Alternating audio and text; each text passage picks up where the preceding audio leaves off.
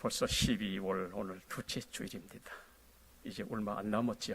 참 빠르게 지나가는 것 같아요. 언제 이렇게 지나갔나 싶게 생각이 되어지지만은 그러나 또 이렇게 지나가는 것 같습니다. 우리 인생도 마찬가지 이렇게 지나가지 않을까, 뭐 그렇게 지나가고 있어요. 그죠? 혹시 어플루엔자라고 하는 그런 이야기 들어보셨습니까? 어플루엔자, 이것이 영화화가 되어서 많은 사람들에게 충격도 주고 도전을 줬던 그런 영화 중에 하나입니다. 이 말은 그 수많은 심리학자들이 이 시대를 평가하는 과정 속에서 이 어플루엔자라고 하는 이 말이 나왔습니다. 우리가 잘 알듯이 현대인들의 관심이 어디 있습니까? 뭐니 해도 뭐니 아닙니까? 그렇죠? 그래서 돈, 외모, 지위, 명예, 뭐 여기에 가치를 두면서 살아가는 가운데, 자, 그렇다면 돈도 있고 명예도 있고 또 지위도 있고 뭐 외모도 그만하면 되겠다, 이런 사람이 행복할 줄 알았는데 오히려 이런 것들 때문에 우울증이 생기고 불안감에 빠져가지고 마음에 병이 들어가고 있다라고 하는 이야기입니다. 이것을 반영하듯이 수년 전에 미국 PBS 방송에서는 어플루엔자라고 하는 다큐멘터리를 만들어가지고 방영을 했는데 이것이 나중에 영화화가 되었습니다.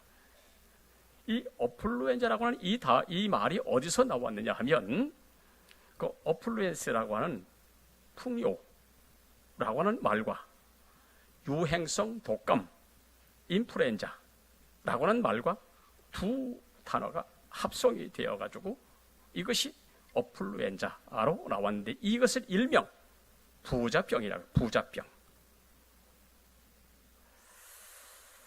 이 부자병이 왜 무서운가 하는 그 이유는 가진 것으로 인하여 선한 가치가 망가진다는 얘기예요. 그래서 어떻게 살아야 하는지 모르기 때문에 삶의 질이 떨어진다는 거예요.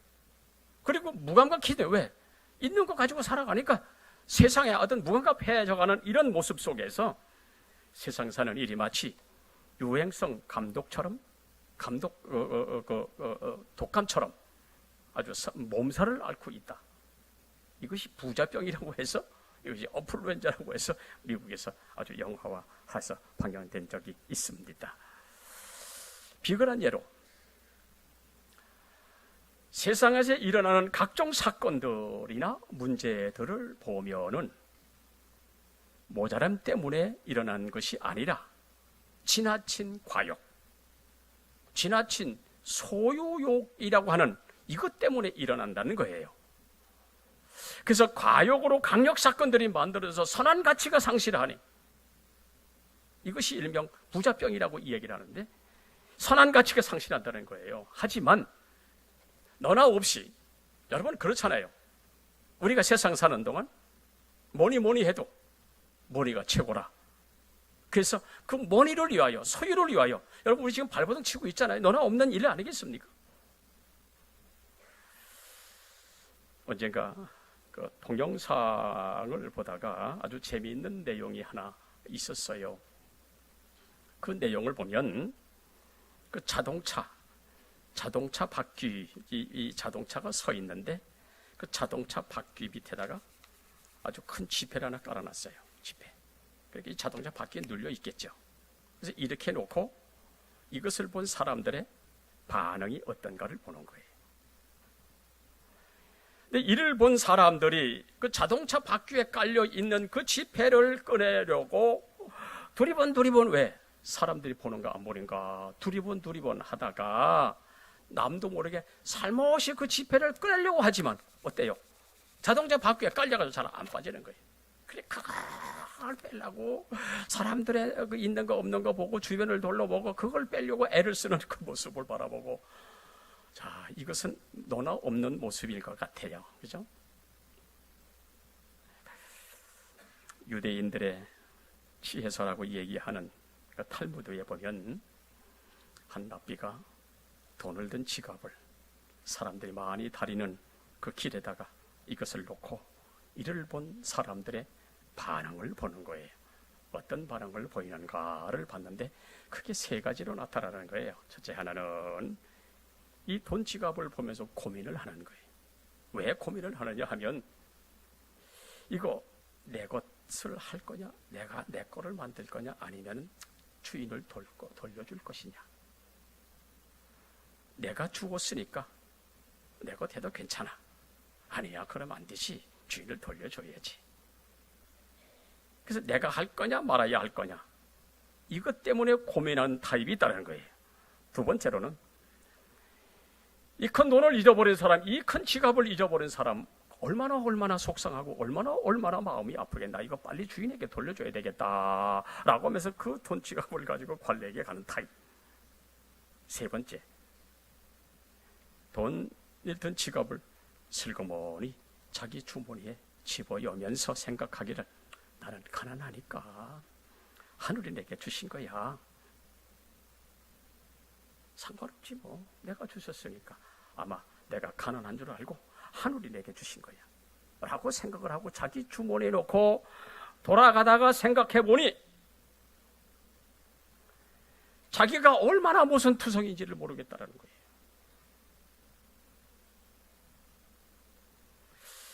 어디 이게 이 사람 뿐이겠습니까? 오늘 이 시간 여기 계신 분들이요, 우리는 어떻습니까? 첫째, 고민하는 타입. 줄까 말까, 내 것 할까 말까. 두 번째, 아니야 그래도 이건 주인을 찾아줘야지. 두 번째 타입. 세 번째, 아니야 내게 주신 걸로 알고 내 거 하자라고 하는 타입. 세 가지 중에 여러분 어떤 타입일까요? 몰라요?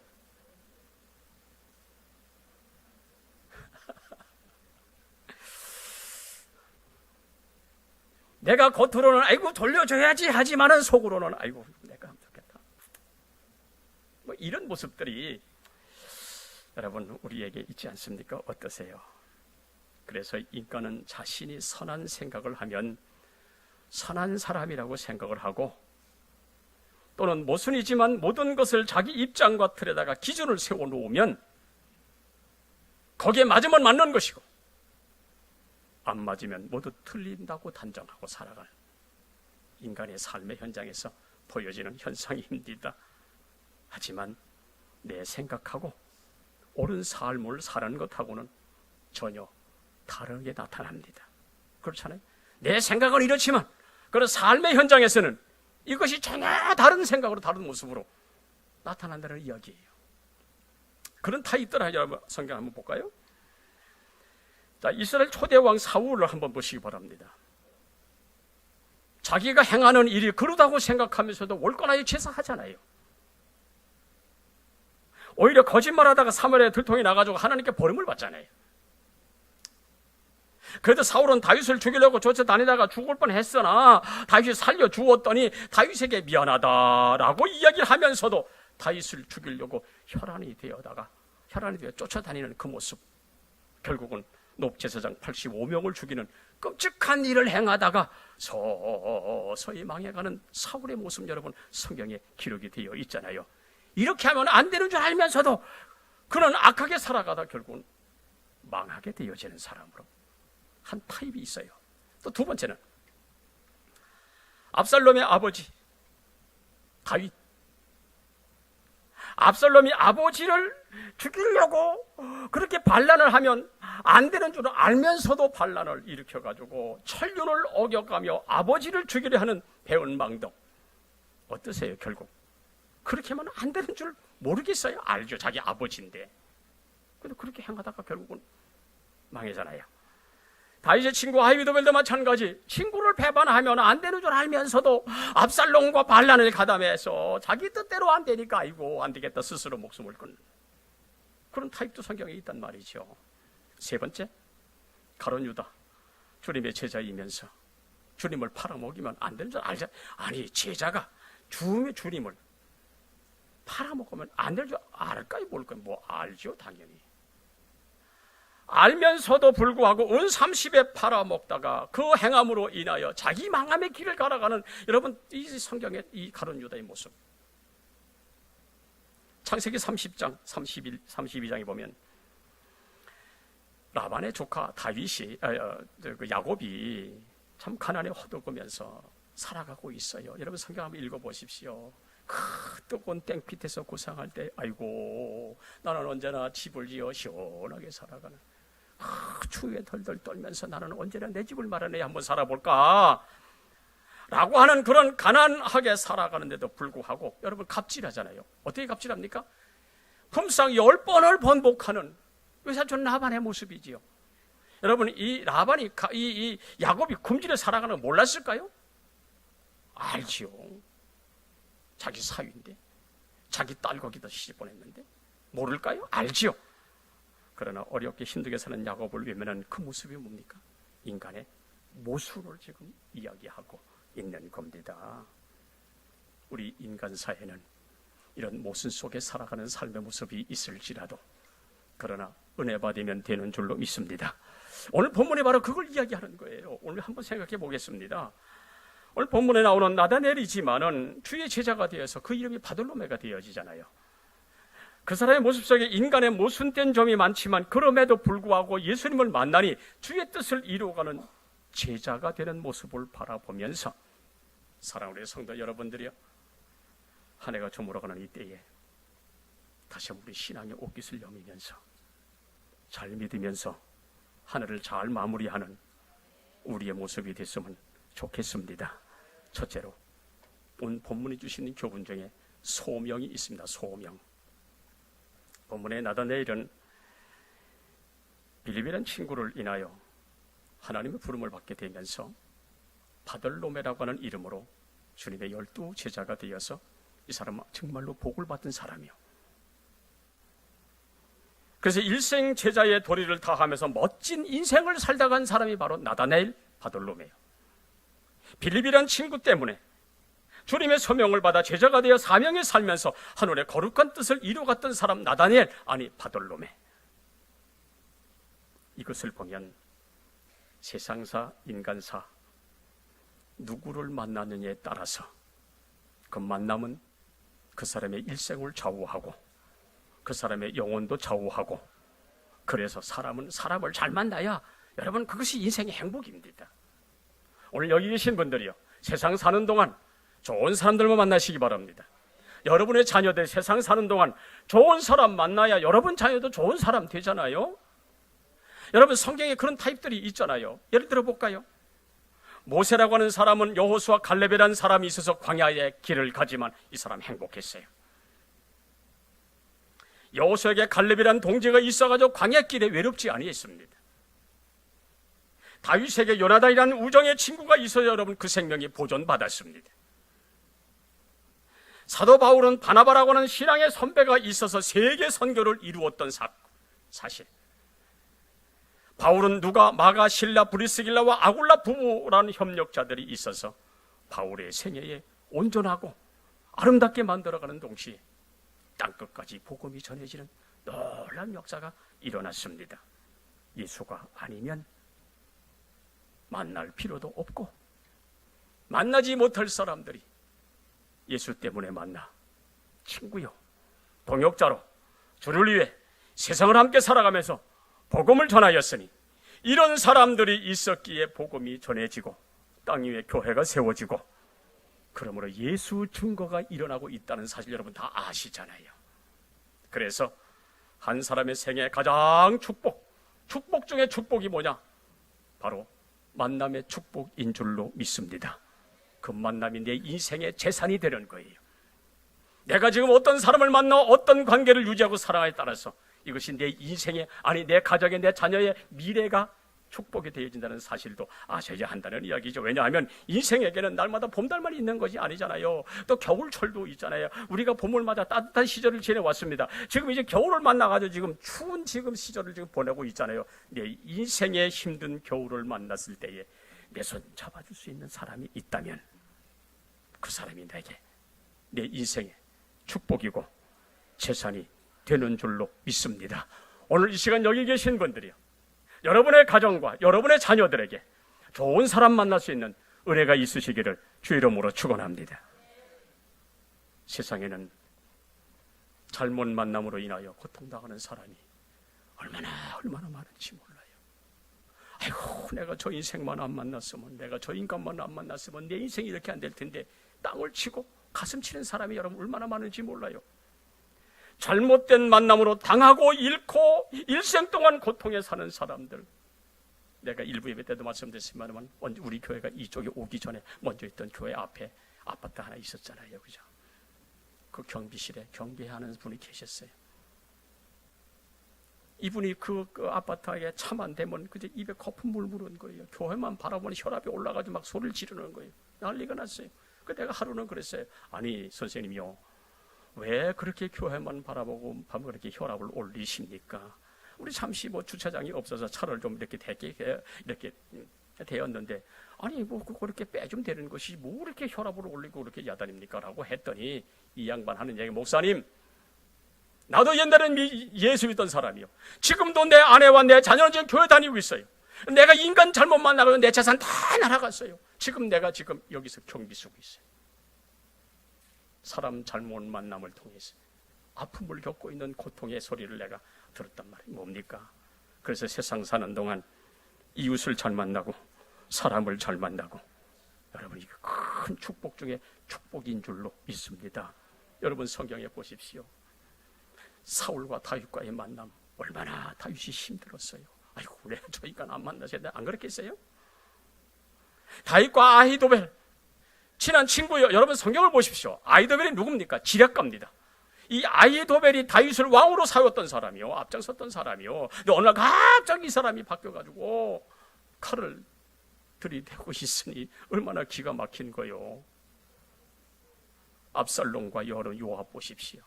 차라리 안 만났으면 더 좋을 뻔했으나, 그들의 만남이 아름답고 좋아서 서로가 행복했어야 함에도 불구하고 그들의 만남은 오히려 서로의 엄청난 화가 되고 불행이 되어졌으니, 이걸 여러분 안타깝잖아요. 그러나 본문의 빌립과 나다나엘의 만남과 우정은 빌립으로 인해서 나다나엘이 주의 제자가 되는 놀라운 인생으로 바뀌어졌어요. 그래서 나다나엘이 땅 위에 하나님의 나라를 이루는 주님의 일꾼이 되었습니다. 여러분, 세상에 이보다 더 멋진 일이 어디 있겠어요? 어차피 한 세상을 살아가는 우리의 인생의 걸음 속에 나다나엘은 주님을 만나가지고 주님의 제자가 되는 일생을 보내.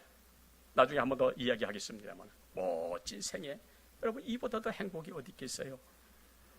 빌립이나 나다나엘에게 서로가 서로에게 복이 되어지는 그런 아름다움이 성경에 있더라고요. 전설적인 아주 아름다운 만남의 이야기, 서로에게 복이 되는 이야기가 하나 있어요. 한 소년이 호수에 빠져 허덕이고 있었어요. 마침 그때 지나간 한 시골 소년이 물에 빠져 허우적거리는 그 소년을 구해줬습니다. 이제 이런 일이 있은 지 몇 년의 세월이 이제 흐른 뒤에 다시 이 사람들이 또 어떤 기회로 만남이 됐었어요. 그 시골 소년, 물에 빠졌던 사람을 건져주었던 시골 소년은 의사가 되고 싶었지만 가정 형편이 어려워 진학할 수가 없어. 이 답답한 사정을 들은 물에 빠졌던 그 죽을 뻔한 그 소년이 자기 아버지에게 부탁을 합니다. 아버지, 나를 구해준 그 친구, 그 시골 소년이 의학 공부를 하고 싶어 합시다고 하는데 아버지 좀 도와주시면 안 됩니까? 그래서 그 아버지가 그를 도와주게 되어집니다. 이제 수십 년이 흐른 뒤에 물에 빠졌던 소년은, 물에 빠져 죽을 뻔했던 그 소년은 영국의 수상이 되어집니다. 그리고 가난했던 시골 소년은 의학 공부를 마치고 페니실린을 발명해서 노벨 의학상을 받게 되어집니다. 그들이 누구냐 하면 바로 웨스턴 처칠과 세군학자 알렉산더 프레밍 박사의 이야기입니다. 제2차 대전 중에 처칠이 폐렴에 걸렸어요. 그 당시 폐렴에 걸리면 이건 죽을 병이다라고 인정했습니다. 그래서 이 처칠이 죽을 지경에 이르렀습니다. 그래서 이 낫지 않는 이 폐렴으로 말미암아 죽음의 날을 기다리고 있는데 처칠의 꺼져가는 목숨을 건진 것이 바로 뭐냐 하면 프레밍이 만든 페니실린이었습니다. 웨스턴 처칠과 페니실린을 발견한 알렉산더 플레밍과의 만남, 여러분 얼마나 멋질까요? 잘 알죠? 윈스턴 처칠, 절대로 나는 포기하지 않는다. 2차 대전 중에 승리를 이끌었던 그 사람 중에 한 사람, 윈스턴 처칠입니다.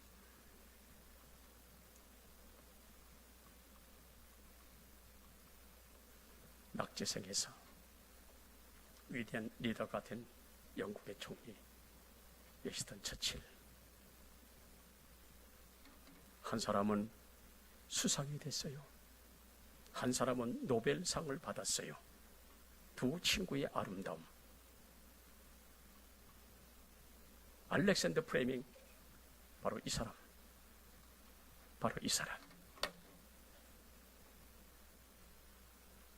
나는 우리 모든 성도들에게도 이러한 만남이 있었으면 좋겠습니다.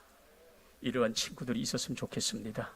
내가 어렵고 힘들 때 도와줄 수 있는 친구, 내가 물에 빠져 있을 때 손잡아 이끌어줄 수 있는 친구, 내가 기뻐할 때 함께 기뻐하고 내가 슬퍼할 때 함께 슬퍼할 수 있고, 광야 같은 세상에 이런 친구가 있다면 여러분 이 세상 행복하지 않겠어요? 나는 우리 교회 우리 모든 신앙생활에 저와 여러분의 가정에 이런 사람들을 만남의 축복이 있어서 여러분의 가정이 행복하고 여러분의 자녀가 행복하고 여러분의 일생이 행복하시기를 주의 이름으로 축원합니다. 그래서 가장 축복 중에 축복이 뭐냐? 만남의 축복입니다. 두 번째로 편견입니다. 빌립이 나다나엘에게 하는 말이 있어요. 오늘 본문에 보니까 우리가 이제까지 성경을 상고하지 아니했느냐? 율법에 기록이 되어 있고 여러 선지자들이 기록한 그 내용을 보면 바로 그 메시지, 그 메시아, 그 메시아를 우리가 만났으리. 그분은 바로 나사렛 사람인 요셉의 아들 예수시다라고 이렇게 빌립이 이야기합니다. 이때 나다나엘이 하는 말이 뭡니까? 무슨 소리야? 나사렛에서 무슨 선한 것이 날 수가 있어? 오늘 그 얘기 아닙니까? 메시아가 오시려면 가장 큰 도시 예루살렘에서 가장 화려하게 이 땅에 오시지, 나사렛 보잘것없는 촌동네에서 무슨 메시아가 나겠느냐라고 하는 이 뿌리 깊은 자기 편견에 우리는 깜짝 놀라지 않을 수가 없습니다. 왜냐하면 요한복음 1장 47절에 이하에 보면 나다나엘을 주님이 칭찬하십니다. 뭐라고 칭찬하십니까? 보라, 이는 참 이스라엘 사람이라 그 속에 간사한 것이 없도다 라고 얘기하니까, 아이고 주님 언제 나를 보셨습니까? 그러자 주님 하신 말씀이, 빌립이 너를 부르기 전에 내가 무화과 나무 아래 있는 것을 내가 보았노라. 나다나엘은 랍비여 당신은 하나님의 아들이여 임금이라 소리다. 비로소 거기서 예수를 하나님의 아들이라고 고백하고 이스라엘의 임금이라고 이야기하잖아요. 그랬던 나다나엘이 나사렛에서 무슨 선한 것이 날 수 있겠느냐? 여러분 깜짝 놀라잖아요. 나다나엘은 무화과 나무 아래서 장차 오실 메시아를 기다리며 기도하며 살던 사람이요, 그 마음에 간사한 것이 없던 사람이요. 그러니까 주님이 하신 말씀이, 내가 무화과 나무에서 기도하는 것을 내가 보았다. 내 속을 보니까 간사한 것이 없도다. 이렇게까지 주님 말씀하셨는데, 나다나엘이 가진 편견은 나사렛에서 무슨 선한 것이 날 수 있겠는가? 어찌 나다나엘의 입에서 이런 말이 나올 수가 있느냐? 깜짝 놀랄 수밖에 없어요. 지금 자기가 아는 것으로 판단해버리고 마는 오류를 지금 범하고 있는 나다나엘의 모습을 지금 바라봅니다. 여러분, 사람에게 있어서 무엇을 안다는 것은 굉장히 축복입니다. 여러분, 우리가 왜 공부를 합니까? 왜 공부했습니까? 왜 우리 자녀들에게 땀 흘려 번 돈을 가지고 공부시키는 이유가 뭡니까? 내 자녀가 많은 것을 알아가지고 세상을 멋있게 살고 힘있게 살기를 원해서 여러분 그렇게 하잖아요. 왜냐하면 안다고 하는 것은 어떤 문제 해결의 통로가 되고 인생 사는 길에 어떤 것이 길잡이가 되기 때문에, 그러면 내 자녀는 열심히 공부시키고 좋은 곳에 공부시키고, 여러분 그것이 부모의 마음 아닙니까? 그러나 내가 아는 것이 전부일 수 없다는 것이 우리 인간의 한계 아닙니까? 아무리 배워도, 아무리 내가 알아도 여러분, 이 세상 사는 동안은 여러분이요, 그것이 나의 전부일 수가 없다는 이야기예요. 이게 인간의 한계예요. 사람은 세상 사는 동안 자신이 아는 것만 가지고 살아가지 그 이상 것은 모른다는 거예요. 여러분, 우리 지금 한국 땅에 살잖아요. 저 이 지구촌 반대편에 미국에서 일하는 일을 여러분 아세요? 모르잖아요. 내가 아는 것은 한계가 있더라. 그래서 내가 안다는 것은 힘이다. 그래서 아는 것이 힘이다고 이야기하지만, 그러나 인간에게는 아는 것에 한계가 있다는 얘기예요. 우리 인간이 아는 것이 많이 배웠다고 하지만 뭐 얼마나 알겠습니까? 내가 안다고 하는 이것이 하나님 앞에 뭐 얼마나 되겠습니까? 모든 우주를 만드신 하나님 앞에 내가 아는 것이 과연 그 하나님 앞에 뭐 얼마가 되겠어요? 그런데 그것을 가지고 판단하고 계산하고 결론 내리는 것이 얼마나 잘못인가 지금 나다니엘을 통해서 지금 우리 지금 보고 있잖아요. 사람이 내 지식과 경험과 내가 아는 것으로 단정 짓고 있다는 것이 얼마나 위험하고 얼마나 경솔한 것인가를 지금 오늘 나다니엘 이 사람을 통해서 우리 보고 있어요. 요즘 우리가 지금 보고 듣고 알고 있듯이 체육계든 연예계든 정치판은 여러분 한번 보세요. 요즘 이 야구계 또 좀 말썽이 생기고 뭐 축구계 또 지금 말썽이 생기고 있죠, 그죠? 무조건 터트려 놓고 맞으면 한 건 한 것이고 아니면 말 것이고, 여러분 사람이 이거 죽이는 것 아니겠습니까? 이것이 우리가 살아가는 세상이에요. 아는 것을 알면서도 무조건 학폭, 학교폭력, 직폭, 직장폭력, 성폭이라고 하는 것을 터뜨려 놓고 아니면 말구식. 그게 여러분 인간입니까? 지금 무고한 사람 일평생 고통 속에 살게 하는 이 안타까운 모습들이 지금 세상에서 지금 보여주고 있잖아요. 소위 지식인들이나 정치인들이나 사람들이 알아야 하는 단 한 가지 사실이 있다면 내가 아는 것보다 내가 모르는 세계가 더 많다는 것을 인정하고, 아멘? 그렇잖아요. 내가 아는 것보다 모르는 세계가 더 많다는 것을 인정하고 그 선을 넘어가지 말아야 하는데도 불구하고 자기가 뭐도 다요. 자기가 대장이요, 자기가 다. 미국의 전설적인 권투 선수 조지 포맨이라고 하는 사람이 있었어요. 아주 엄청난 신체 능력을 자랑하면서 그 헤비급 복서로 통산 76승 68KO 승 5패를 기록을 남겼던 사람. 그래서 이 사람이 WBC, WBA, IBF 통합 세계 챔피언을 2번이나 차지했던 사람. 통합 챔피언. 아, 멋지죠. 하지만 이 사람이 40년승 무패 행진을 달리던 24살 당시에 최고의 권투 선수였을 때죠. 이때가. 근데 복싱 역사상 세계 대결했던 무하마드 할리와 붙었어요. 거기 아주 무참하게 KO패 당하고 말았습니다. 이렇게 KO패 당했어요. 할리는 역사상 정설적인 승자로 기억되었지만, 알리가 누구냐 아십니까? 바로 저 사람이 알리요. 전설적인 승자로 기억되지만 포만은 그날 충격 때문에 잇따라 패배하고 결국 28살에 은퇴를 하고 말았습니다. 포만은 은퇴 후에 흑인 청소년들이 범죄하는 것이 날로 늘어나자 이것을 보고 안타까워해. 자기 체육관을 무상으로 개방해서 청소년들의 범죄를 예방하고자 이렇게 했어요. 여러분, 이 포먼이 어떤 사람이 된 줄 아세요? 이 사람이 목사가 됐어요. 아무리 얘기해도 우리는 놀라지도 않네, 하여간.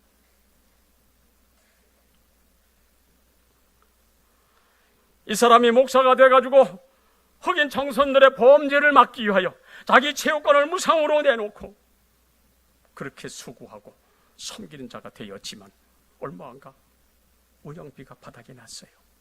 체육관이 문을 닫게 됐어요. 그래서 보면은 다시 링으로 돌아가기로 마음 먹었지만 그 체육위원회에서는 나이가 많아 안 된다는 거예요.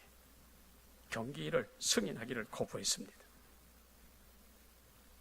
아니 지금 20대도 이길 때 말도 안 돼. 40이 넘은 사람이 지금 다시 링에 올라간다는 게 말이 되냐? 이거 안 된다. 이렇게 거부를 하자 포몬이 여기서 이런 말을 합니다. 내가 제기하려고 하는 이유는 내 이름을 내기 위함도 아니요, 내가 돈을 벌려고 하는 것이 아니라 오고 갈 데 없는 아이들, 그들이 지금 나를 바라보고 있는데 지금 체육관 운영비가 없어.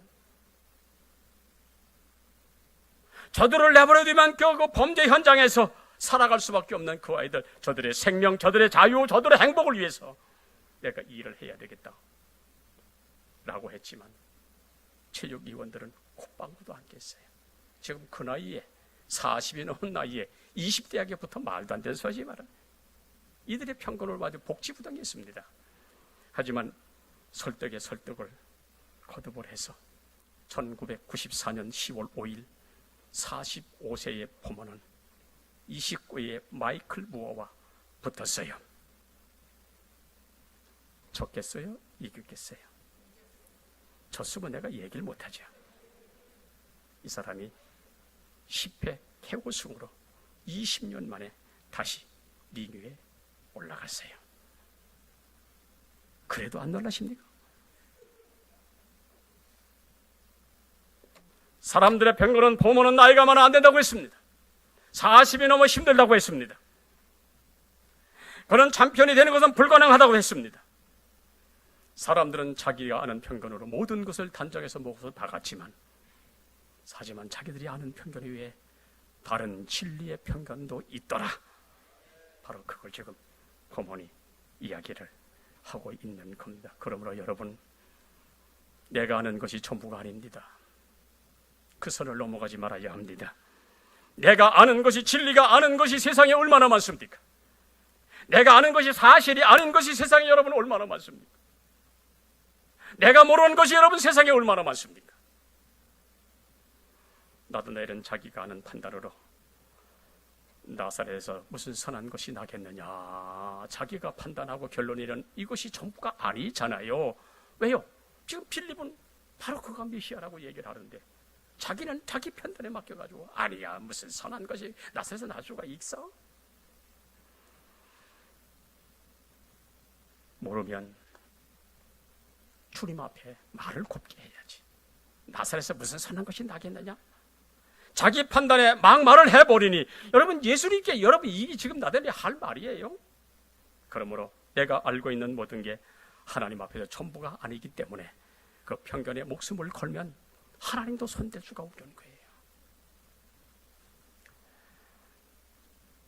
오늘 가정에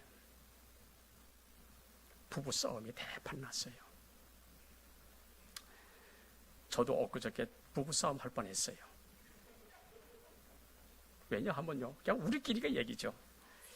이제 이렇게 계란국을 맛있게 끓였어요, 그죠?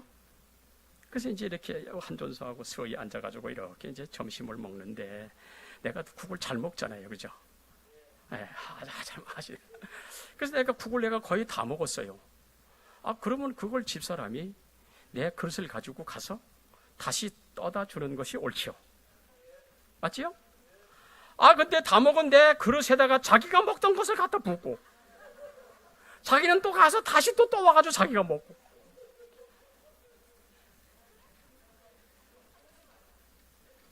나니까 참지요, 그죠? 이게 또 부부의 모습이에요. 이제 어느 부부가 대판 싸움이 났는데 초등학교 다니는 아들이 엄마에게 엄마, 사람은 언제부터 생긴 거야? 물었어요. 뭐 아이니까 물을 수 있잖아요, 그죠? 그래서 엄마는 그래, 사람은 하나님이 아담과 이브를 만들 때부터 시작이 됐어. 그렇구나.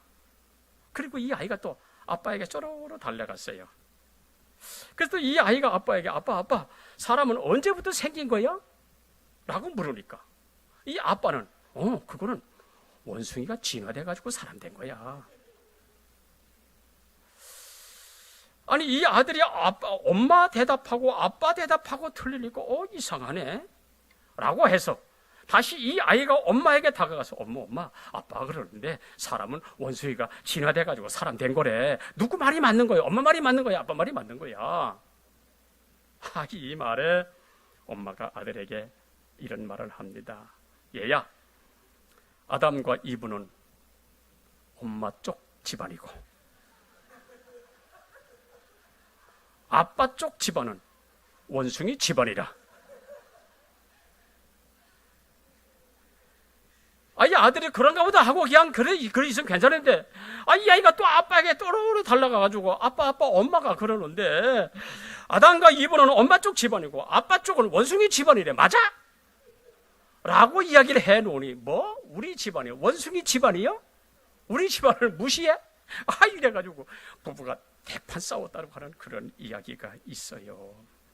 그러므로 여러분이요, 사람에 대해서, 아이들에 대해서, 자녀들에 대해서, 남에게 대해서 무슨 일이든지 섣부른 판단이나 단정은 상처와 고통이 된다는 것을 이야기해주고 있는 거예요. 그러나 하나님은 그들을 어떻게 쓰실는지 우리 아무도 모르잖아요. 그러므로 여러분, 섣부른 판단 금하고, 초라하지만 하나님이 그들의 손을 붙잡고, 지금은 초라하게 보이지만 하나님이 우리 자녀의 손을 붙잡으면 멋진 인생이 될 줄로 믿습니다.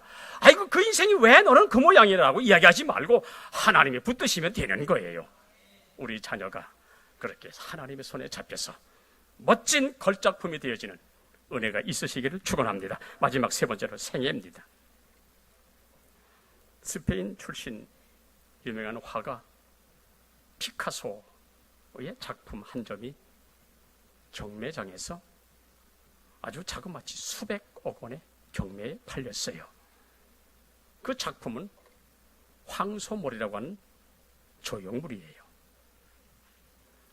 1943년 이 피카소가 길을 가다가 우연히 버려진 자전거 한 대를 발견하고, 자전거에서 안장을 띄어다 놓고 걷다가 또 핸들을 띄어가지고 거꾸로 갖다 엎어놨어요. 그게 다예요. 버려진 자전거 안장에다가 손잡이뿐 그 이름을 황소몰이라고 제목을 붙였어요. 이게 수백억이 갔으니, 버려진 자전거, 아무도 눈여겨보지 않는 자전거가 피카소의 손을 거치니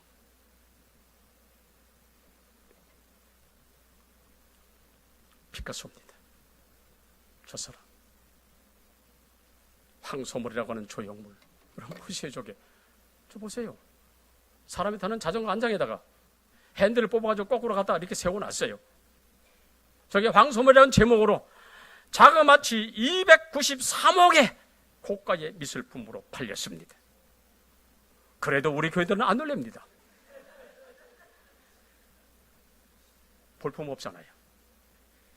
지금 우리 주변에도 자전거 많지요, 그죠? 저게 293억이요. 쓸모없는 자전거. 누구를 만났느냐? 그 가치가 달라지더라. 한 번 더 물을게요. 여러분 적어보세요. 적어볼까? 저게 사람이에요? 짐승이에요? 저게 손으로 그린 거예요? 발로 그린 거예요? 저게 누구 그림이에요? 피카소 그림이에요. 나도 그림을 그리려면 난 저거보다 더 멋지게 그릴 것 같아. 눈도 제대로 붓고 코도 제대로 붓고. 여러분 저게 얼마에 경매된 줄 아십니까? 저게 우리 성가대 얼마 정도 경매된 것 같아? 아까 일부 예배 때는 뭐 300억 그래도 여기 그 몇 억 같아? 여러분 저게 자그마치 500억의 경매가 됐어요. 그래도 우리는 안 놀라요, 그죠?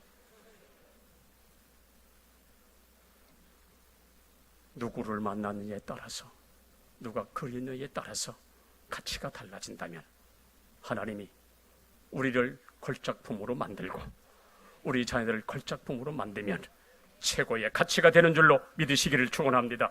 우리 자녀들도 주님 만나면 인생 가치가 달라지는 거예요. 오늘 본문 50절 51절 예수께서 가라사대 내가 무화과 나무 아래서 보았다 함으로 믿느냐? 이보다 더 큰 일을 보리라. 진실로 너에게 이르노니 하늘이 열리고 하나님의 사자들이 인자위에 오르락내리락 하는 것을 보리라. 하늘이 열리는 생애를 살게 해주겠다고 지금 이야기하는 거예요. 누구 보고? 나다니엘 보고. 이 말씀대로 빌립을 통해 주님 만났던 나다니엘은 바델로메라는 이름으로 제자가 되어가지고 예수 부활 승천 을 외치면서 주님의 명령을 따라 순종하고 중앙아시아를 거쳐서 아르메니아를 거쳐서 인도에 가서 복음을 전했습니다. 어떤 때는 곤봉으로 맞아 며칠씩이나 실신한 적도 있어.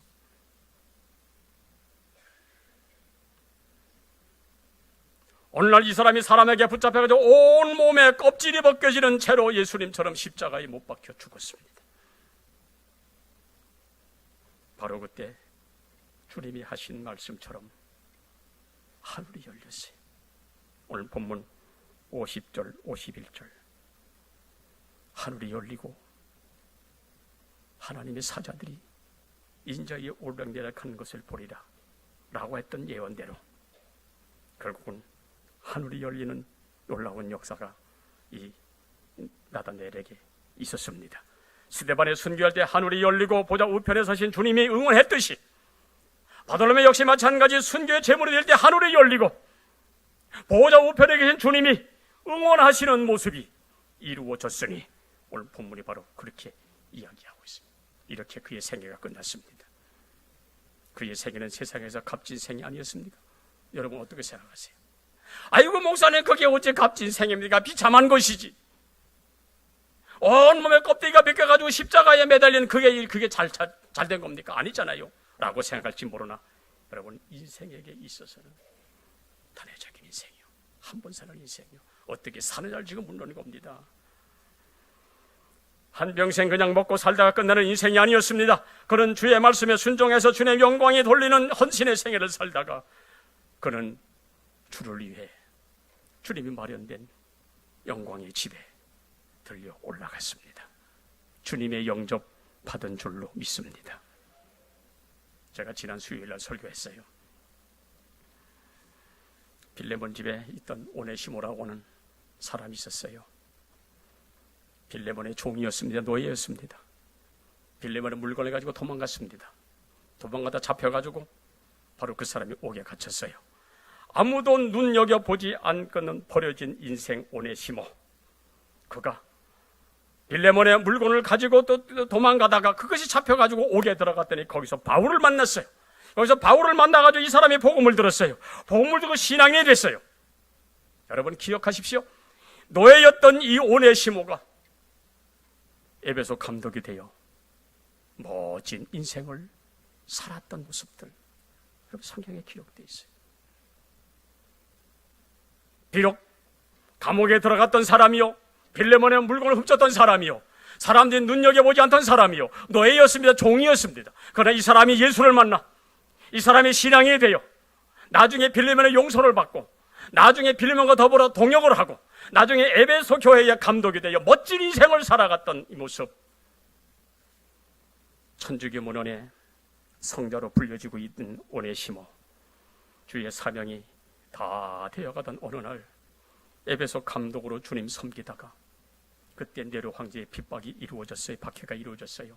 기독교인들이 붙잡혀가지고 로마의 원형경 기자로 끌려갑니다. 거기서 짐승의 밥이 되어집니다. 이때 에베소 교회의 감독으로 있던 오네시모도 그곳에 가서 짐승의 밥이 되어 순교하게 되어집니다. 버려진 노예, 버려진 인생 오네시모, 주님 만나니 같이 있는 인생이 되었더라. 노예에서 에베소 감독으로 주님 주신 사명을 다 마치고 순교에 이르렀던 이 오네시모. 그렇다면 우리 인생 다 살고 난 뒤에 우리에게 남겨지는 흔적이 뭘까요? 잘 먹고 잘 살고 편하게 있다가 그냥 가는 것일까요? 만약에 내 인생 다 끝난 후에 나의 목 위에 글을 새겨 넣는다면 과연 그 내용이 어떤 내용이 될 것인가? 사랑하는 우리 성도 여러분들이요, 우리 한 해가 이렇게 저물어 가고 있습니다. 부족한 부분이 많은 인생이고 인간적 편견에 사로잡혀 살아가지만 그런 나를 주님이 나를 붙잡으셔서 하나님의 나라를 위해서 하나님의 영광을 위해서, 교회를 위해서 나다니엘처럼 오네시모처럼 그렇게 살아가기를 주님이 원하신다면 어떻게 하시겠습니까? 나는 아니요, 나는 못합니다. 그럴 겁니까? 아멘, 나 같은 사람 써주시니 감사합니다. 그럴 겁니까? 순종하시겠습니까? 나를 들으시겠습니까? 어떻게 하시겠습니까? 오늘 이 질문에 한번 마음속으로 한번 대답을 한번 해보시기 바랍니다. 한 해가 이렇게 빠르게 지나가듯 한번 왔다 가는 우리의 인생, 주님 앞에 나를 드려 주님의 뜻을 이루어 드리는 귀한 생애가 되어지기를 주 이름으로 축원합니다.